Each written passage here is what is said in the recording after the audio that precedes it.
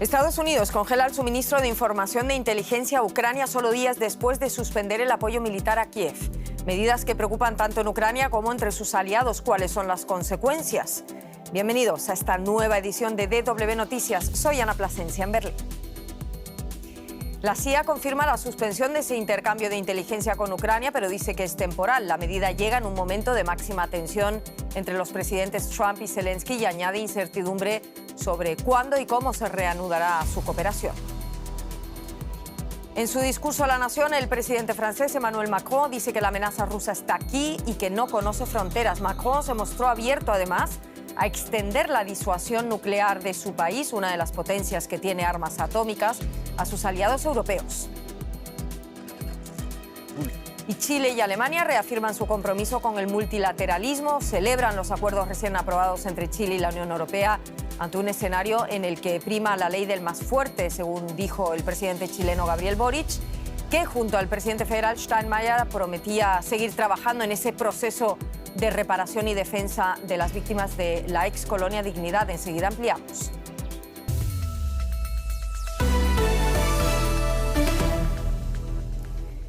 No dejan de llegar titulares de Estados Unidos respecto a Ucrania. Hoy el director de la CIA, John Ratcliffe, afirmaba que se ha suspendido temporalmente cualquier intercambio de información con Kiev, lo que priva a Ucrania de información vital sobre los movimientos militares rusos en el frente. Pero conocemos también hoy, aunque resulte algo contradictorio, que Ucrania y Estados Unidos parecen que han acordado continuar con sus conversaciones y que Washington además está reconsiderando la congelación de los fondos a Ucrania.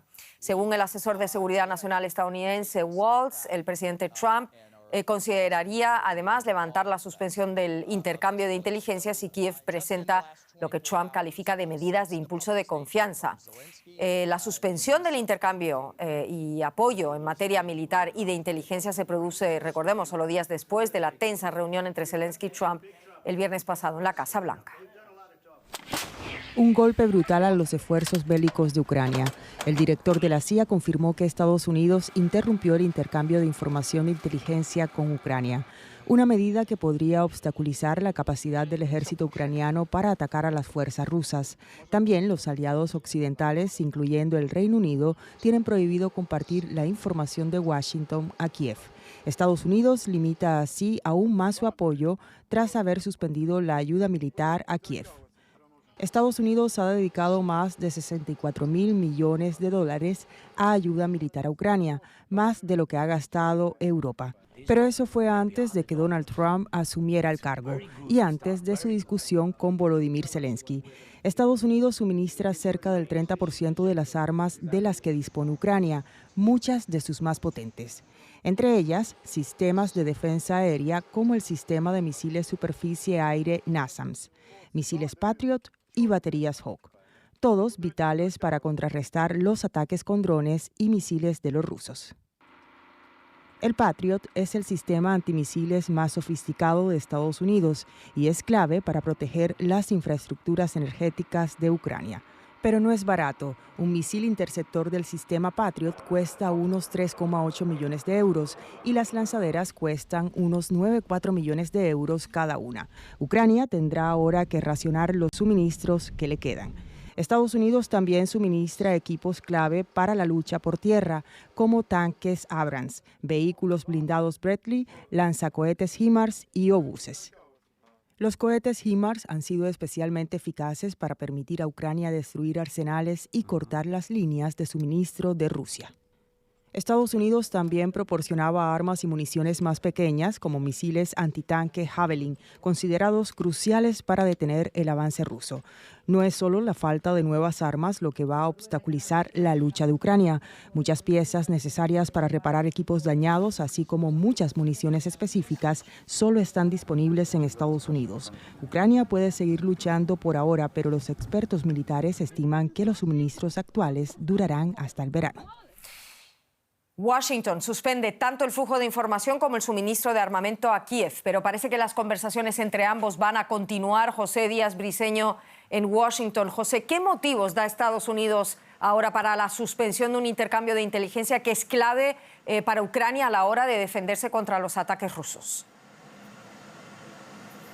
Sí, en general lo que asegura la Casa Blanca en voz de Mike Waltz, el consejero de Seguridad Nacional, es que hay una pausa de toda la relación con Ucrania. Esto derivado de este grave encontronazo que marcó una ruptura con la administración de Zelensky el viernes pasado. Es decir, no solo en inteligencia, sino en otros intercambios, como bien ya se dijo, en ayuda militar, está ocurriendo esta pausa. Al mismo tiempo ocurren conversaciones para restablecer la relación en pleno, como bien aseguraba hoy el consejero de Seguridad Nacional.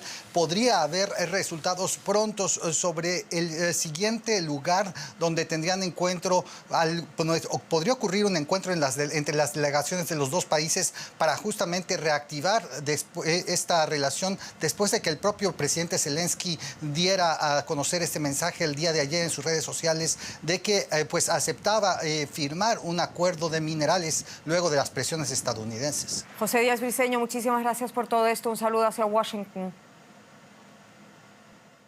¿Qué más significa esa suspensión del intercambio de inteligencia entre Ucrania y Estados Unidos? Vamos con más análisis. Preguntamos al experto en seguridad, Jesús Núñez Villaverde. Bienvenido, Jesús. ¿Qué consecuencias tiene esta decisión sumada, como hemos visto, a la suspensión del apoyo militar en el frente? ¿Supone condenar a Ucrania a perder la guerra? Bueno, desgraciadamente Ucrania ya estaba perdiendo la guerra porque había perdido la iniciativa estratégica, pero ahora este tipo de medidas hay que entenderlos en un contexto que va más allá de lo estrictamente militar. En el terreno militar significa algo muy importante, tanto en la defensa como en el ataque. En la defensa, porque son fundamentales la información de los satélites que puede tener Estados Unidos sobre la zona para detectar ataques de misiles de Rusia contra infraestructuras ucranianas, contra población civil y también contra unidades militares, para poder alertar a la población para que se proteja y para poder lanzar los misiles interceptores que los destruyan en vuelo. Y cuando pensamos en términos ofensivos, porque también Ucrania está utilizando esa información para poder atacar con drones y misiles objetivos en territorio ruso de manera cada vez más profunda. Perder eso significa, por lo tanto, una desventaja enorme para Ucrania, que unido a la falta de material implica que en cuestión de meses Ucrania estará en una posición prácticamente insostenible. No sé si puedo leer entre líneas de lo que dices, que se trata de una medida de presión, sobre todo teniendo en cuenta que Estados Unidos habla de que es una medida temporal, esa congelación del intercambio de inteligencia. Quizás me puedas comentar algo al respecto y contestarme si crees que pueden llenar los aliados de Ucrania ese vacío de inteligencia y ayuda militar.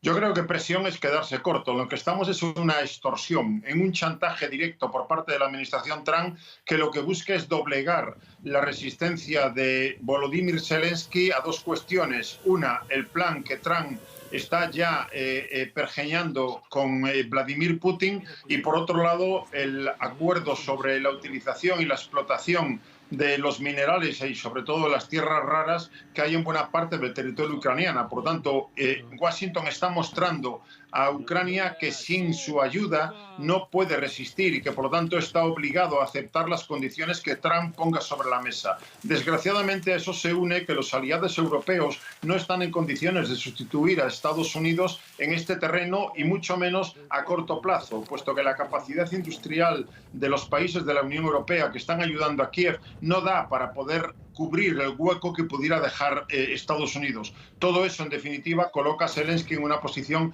absolutamente desesperada. Muchísimas gracias por todo esto, Jesús Núñez Villaverde, en Madrid, como siempre. Gracias. Hasta la próxima, un placer. Las medidas de congelar ese suministro de datos a Ucrania llegaba solo horas antes de que comience mañana la cumbre de defensa organizada por la Unión Europea, en la que los líderes de la UE abordarán la guerra en Ucrania en presencia del presidente del país, Volodymyr Zelensky. Además, debatirán sobre cómo reforzar la defensa europea y aumentar el gasto militar del bloque. Una visita a la Catedral de Notre Dame. Una invitación del rey Carlos III al Reino Unido. Los europeos trataron de ganarse así a Donald Trump. Hasta que el reciente encontronazo televisado entre los presidentes Donald Trump y Volodymyr Zelensky reveló la fragilidad del apoyo de Estados Unidos a Ucrania y los europeos se vieron obligados a reaccionar. Según la presidenta de la Comisión Europea, Ursula von der Leyen, Europa debe rearmarse. Los europeos están preparando ya planes para invertir unos 800.000 millones de euros en defensa en los próximos 4 años. Estamos en una era de rearme.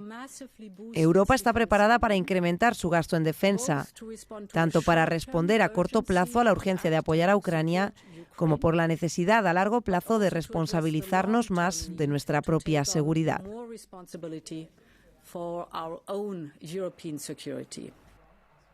Para financiarlo, los europeos deben multiplicar su gasto en defensa. Los europeos tendrán que reemplazar a largo plazo las contribuciones de Estados Unidos a su seguridad, lo cual incluye equipamiento de mando y control, espionaje, vigilancia y reconocimiento. Pero eso podría demorarse una década. La mayoría considera que la exigencia de Trump de aumentar el gasto en defensa hasta el 5% de su PIB para que Estados Unidos cumpla sus obligaciones en la OTAN no es realista. Los líderes europeos podrían encontrar una fuerte oposición política si recortan servicios sociales para invertir en defensa. La Unión Europea quiere tomar la iniciativa reuniendo a sus miembros para decidir cómo financiar el rearme, pero corre el riesgo de que quienes consideran la defensa una responsabilidad nacional la acusen de una injerencia que excede sus competencias. Y luego está el primer ministro húngaro Viktor Orbán, considerado por muchos en Bruselas como un caballo de Troya al servicio de Rusia en la Unión Europea. En más de una ocasión, Orbán trató de obstaculizar la ayuda europea a Ucrania, pero no ejerció su derecho a veto. Pero ahora que busca el favor de Trump, esto podría cambiar. El húngaro ya alentó a sus colegas comunitarios a hablar directamente con Rusia de un alto el fuego, como ya hizo Trump. Según los expertos, las opciones de la Unión Europea para avanzar pese a la oposición de Hungría pasan por formar una coalición de países para tomar ciertas decisiones, como seguir enviando ayuda a Ucrania o enviar tropas europeas como garantes de su seguridad. En ocasiones, como en la crisis del euro, los Estados miembros ya formaron pequeños grupos para tomar decisiones fuera del marco comunitario. Podría decirse así que la UE renuncia a su habitual consenso o bien que siempre ha sido una institución bastante flexible. Teniendo en cuenta la nueva política exterior de Estados Unidos, a Europa le urge reforzar su defensa. Ante la posible negativa de alguno de sus miembros, podría incluso buscar aliados fuera del bloque. Noruega, Canadá y Reino Unido estuvieron en la cumbre sobre Ucrania en Londres, mientras que los miembros de la Unión Europea, Hungría y Eslovaquia se quedaron fuera. El cambio de paradigma se presenta como un desafío enorme para Europa. Y el presidente francés Emmanuel Macron, hablando de desafíos, dio este miércoles un discurso a la nación tras la suspensión del apoyo militar y ese intercambio de datos de Washington a Ucrania y la creciente amenaza de una guerra comercial entre Estados Unidos y la Unión Europea. Macron dijo que Europa debe reforzar su defensa ante lo que el propio gobernante denominó la amenaza de Rusia y enumeró las agresiones de Moscú a países europeos en los últimos años, desde asesinatos de opositores exiliados a ciberataques o campañas de desinformación. Anunció que la próxima semana se va a reunir en París con los jefes de Estado Mayor de los países dispuestos a garantizar un eventual acuerdo de paz en Ucrania. Macron reconoció que hay dudas sobre el compromiso de Washington con la seguridad europea. Vamos a escucharlo. Quiero creer que Estados Unidos seguirá de nuestro lado, pero debemos estar preparados para el caso de que no sea así. Se alcance o no pronto la paz en Ucrania, los Estados europeos deben ser capaces de defenderse mejor y disuadir cualquier futura agresión. Pase lo que pase, debemos seguir reforzándonos.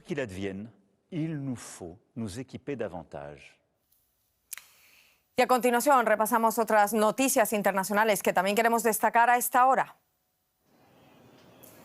Y la Corte Suprema de Estados Unidos rechazó el miércoles un intento de la administración Trump de congelar algunos pagos a organizaciones de ayuda internacional.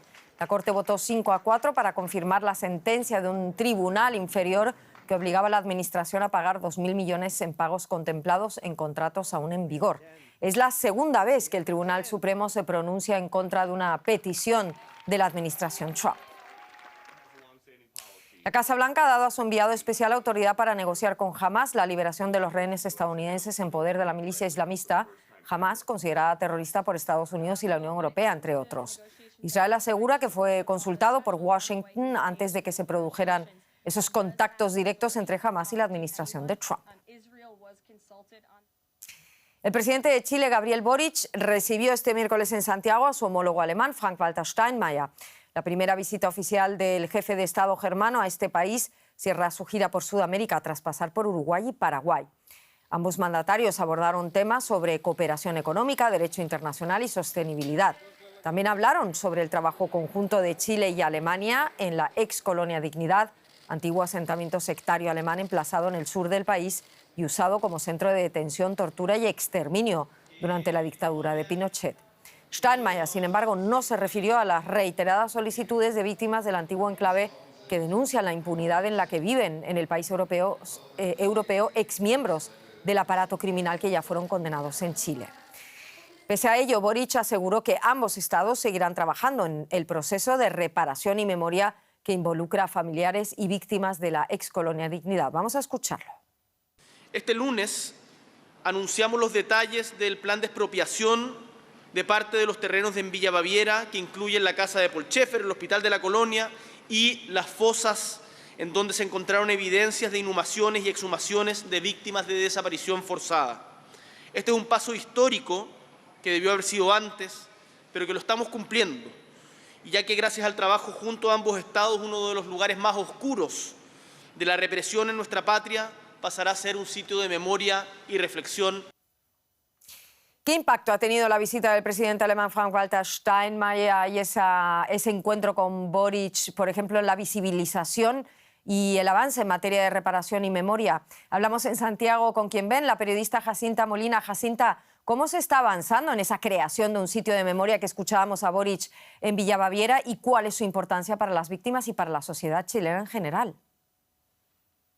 ¿Cómo estás? Gusto en saludarte. Claro, como lo mencionaba el propio presidente chileno Gabriel Boric, fue justo en la antesala, un día antes de la llegada del presidente federal alemán Frank-Walter Steinmeier, que el gobierno chileno detalla este plan de expropiación de una parte de la ex colonia Dignidad. Y esto es muy importante porque es un paso previo a este compromiso que se ha hecho de instalar ahí un memorial, un centro de memoria para recordar lo que ocurrió, y además también es algo que solicitan las víctimas, que tienen el respaldo de Alemania y que se ha comprometido también a avanzar luego de que fuese una recomendación de una comisión mixta de expertos tanto alemanes como chilenos que abordaron esta materia.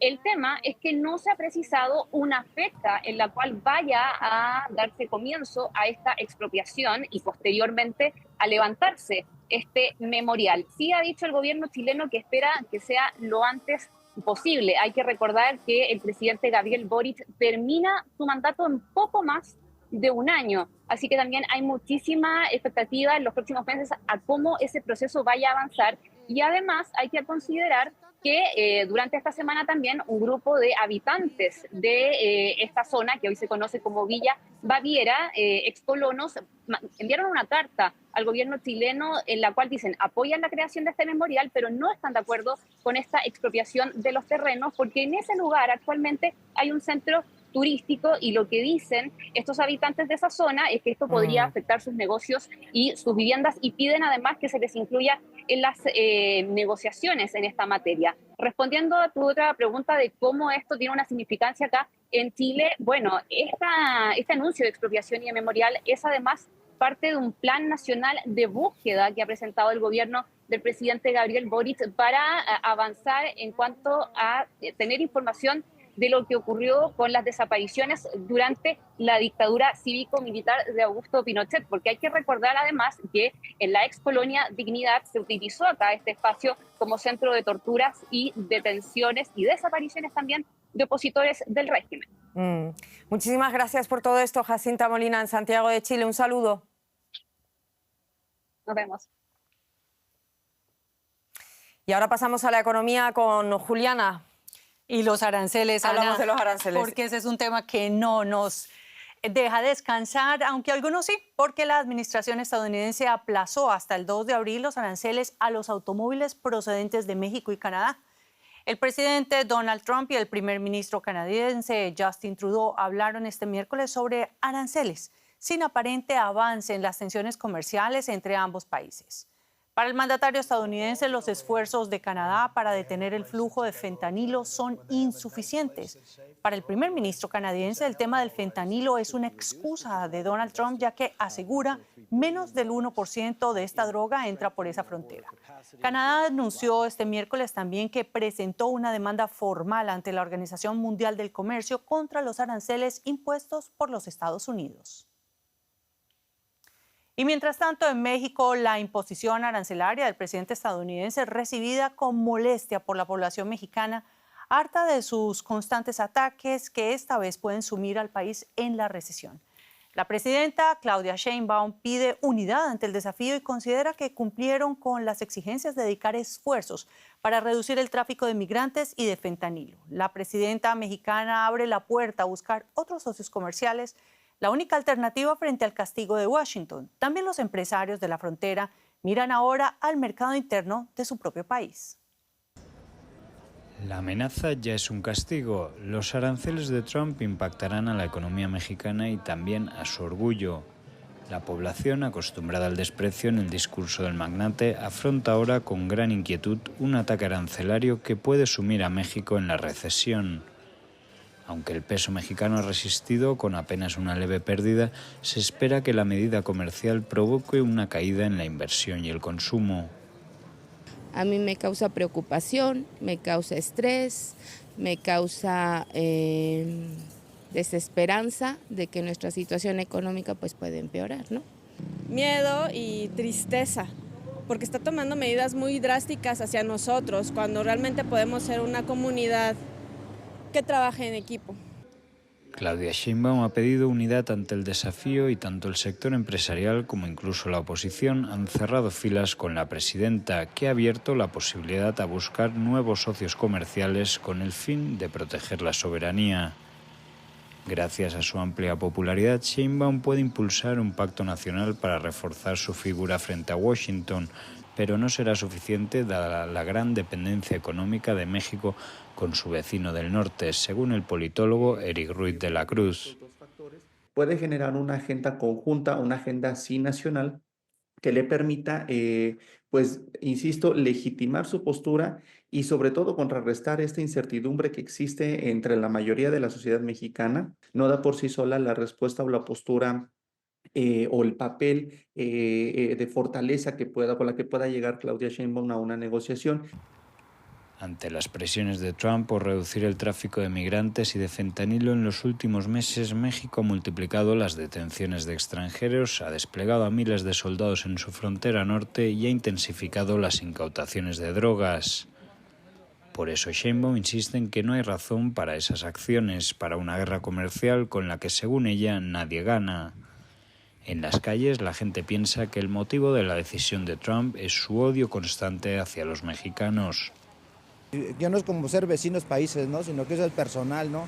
Como que él quiere ser el rey de Norteamérica cuando no, en esta vida nadie somos nadie, ¿no? Al querer imponer sus aranceles por un tema, pues sí, racista, mi forma de verlo, pues siento que no le conviene. De todas formas, pues México tiene más aliados con quien trabajar. Un duro golpe para México, obligado a buscar alternativas comerciales para recuperarse. La presidenta Sheinbaum busca una salida negociada al momento de mayor tensión con Estados Unidos, un vecino y socio con una relación que la población mexicana veía como inquebrantable. Y hablamos ahora del tercer impactado por esos aranceles. El gobierno chino presentó este miércoles un objetivo de crecimiento alrededor del 5% anual, a pesar del posible impacto negativo de una guerra comercial inminente con los Estados Unidos, y se comprometió a abordar lo que calificó como un consumo interno insuficiente. El objetivo anunciado en la sesión inaugural de la reunión anual de la legislatura china es el mismo que los de los 2 años anteriores, pero probablemente será más difícil de alcanzar debido tanto a estos aranceles a los productos chinos como por los problemas internos como la crisis del sector inmobiliario o los altos niveles de deuda privada. Y hasta ahora repasamos otras noticias económicas en formato breve. La Feria Internacional de Turismo de Berlín, una de las mayores del sector a nivel mundial, anunció este miércoles que lanzará la ITB Américas, enfocada en empresas del continente americano, cuya primera edición se celebrará del 10 al 12 de noviembre de 2026 en la ciudad mexicana de Guadalajara.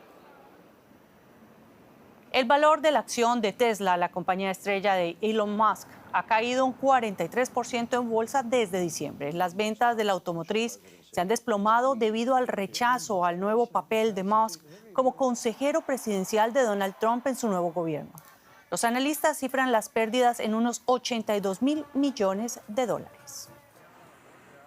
De acuerdo con informaciones del diario estadounidense The Wall Street Journal, citando fuentes de defensa, el gobierno de Trump dejará de usar aviones militares para transportar a los inmigrantes indocumentados hasta la base militar de Guantánamo debido a los altos costos. Cada vuelo cuesta $28.500 por hora, mientras que un vuelo estándar de la Agencia de Inmigración y Aduanas cuesta casi una tercera parte. Dejamos las noticias económicas para hablar de la salud del Santo Papa. Ana. Que se mantiene estable. Juliana, parece que el Papa Francisco descansó toda la noche, mantiene ese estado clínico estable, informó este miércoles la oficina de prensa del Vaticano. El anuncio llegó después de que el pontífice sufriera 2 episodios de insuficiencia respiratoria aguda el lunes. Según el último parte médico, su estado sigue siendo complejo, eso sí, pero sin cambios significativos en las últimas horas. La Santa Sede, como no, muy pendiente y monitoreando la evolución del Papa Francisco.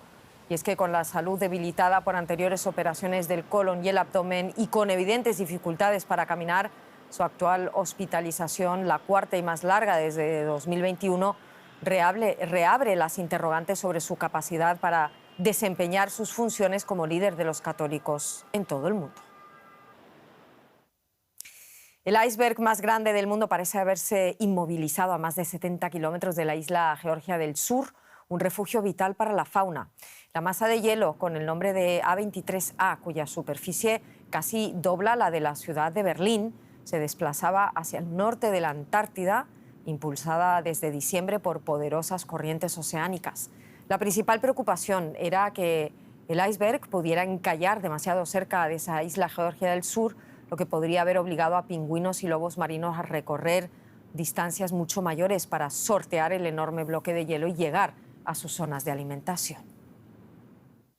Con estas imágenes nos vamos. Ya saben que estamos en redes sociales. En nombre del equipo, gracias por estar ahí.